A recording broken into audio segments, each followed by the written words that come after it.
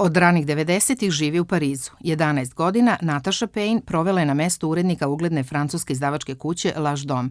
2005. godine ova odlučna, decentna dama rešila je da francuskim čitaocima preko internet sajta predstavi deo srpske literature, nudeći im da putem pisane reči upoznaju Srbiju i njen narod.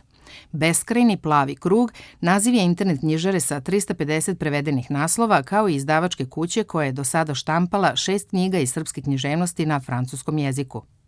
Ideja je počela da se rađa već 90. godina, dok sam radila kod Vladimira Dimitrijevića u izdavačkoj kući L'Age d'Homme. Su dolazili Francuzi iz Srbije, ona najgora vremena antisrpske kampanje, rata u bivšoj Jugoslaviji, koji su tražili neke informacije o Srbiji, o istoriji Jugoslavije, želeli su da razumeju konflikt. I tada se pokazalo da mi potencijalno imamo puno toga, ali da ne znamo kako da dođemo do toga, ni gde su ti dokumenti, ni koje su to knjige.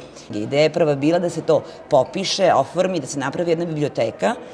Ja sam želela da to bude u nekom prostoru, ali pošto to jako skupo košta, ja sam zakupila na sajt internet kao neki online, butik online, gde sam poređala te knjige, izložila ih jednu po jednu.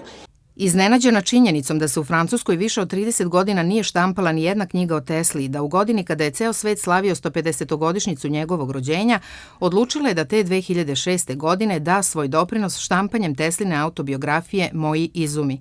Usledio je dvojezični kosovski boj iz 1868. Teslina biografija od Margaret Cheney, a knjigu o Milutinu je štampala, kako kaže, iz emotivno-patriotskih razloga.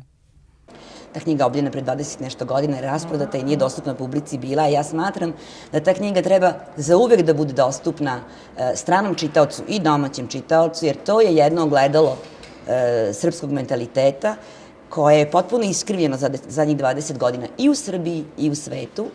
I ta knjiga i taj lik Milutina stavlja taj srpski patriotizam, što se može zvati nacionalizmom, na pravu meru. I Natasha Payne je našla svoju pravu meru. Kaže da zna gde je njeno mesto u toj ogromnoj izdavačkoj šumi u Francuskoj, kao i da rentabilnost nije kriterijum koji je vodi. Ali postigla bi, kaže, i više i bolje da je imala podršku državnih institucija Srbije.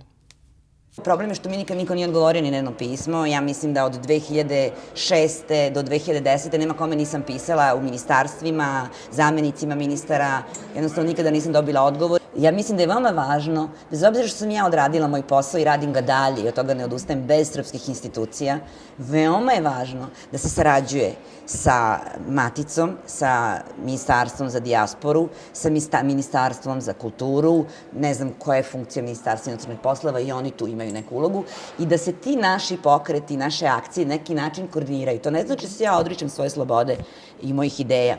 Uskoro će se na francuskim knjižarskim policama naći nova knjiga o Tesli, čovek koji je izumeo 20. vek, kao i adaptirane srpske narodne bajke, ali neophodnim smatra štampanje knjiga o ulozi Srbije u Prvom svetskom ratu zbog revizije istorije koje nam preti, a koje bi se trebalo naći u francuskim knjižarama 2014. godine kada Evropa obeležava 100 godina od početka tog rata.